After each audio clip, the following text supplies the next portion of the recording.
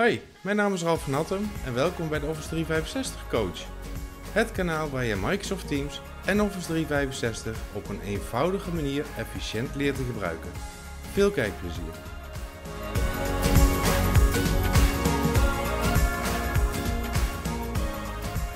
In deze video gaan we kijken hoe je in een teamsvergadering specifieke deelnemers goed in beeld kan krijgen. Je ziet niet alleen hoe je dit kan doen bij de actieve spreker, maar ook het spotlighten en het vastzetten komt aan bod. We gaan aan de slag. Ik zit hier in een teamsvergadering. We zijn gewend dat iedereen met hetzelfde formaat in beeld is. Om de persoon die praat groot in beeld te krijgen, klik je bovenin het scherm op layout en vervolgens spreken. Nu wordt de persoon die gaat praten groot in beeld gebracht. Voordeel is ook dat deze persoon niet alleen goed zichtbaar wordt, maar ook de kwaliteit van het beeld wordt extra geoptimaliseerd, wat resulteert in een scherpe webcambeeld.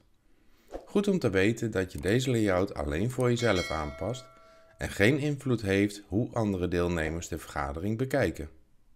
En dan hebben we ook nog twee andere opties voor de weergave in de teamsvergadering. Vastzetten, ook wel pinnen genoemd, en spotlighten. Dit kan je doen door op de 3 puntjes te klikken op het beeld van een persoon. Het vastzetten doe je voor jezelf en heeft ook hier geen invloed hoe andere deelnemers de vergadering bekijken. Spotlight is anders en dit doe je voor iedereen in de vergadering. Dus als je iemand spotlight, dan zien alle andere deelnemers deze persoon groot in beeld. Spotlight kan je op 2 personen doen, wat ook een verschil is met de 2 andere opties.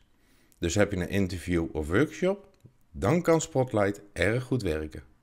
Dus kort samengevat, iemand vastzetten doe je voor jezelf en die persoon blijft groot in beeld, ook als die niks zegt.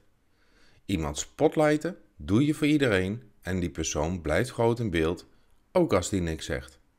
Layout spreken doe je voor jezelf en de weergave wisselt continu omdat de actieve spreker in beeld wordt gebracht.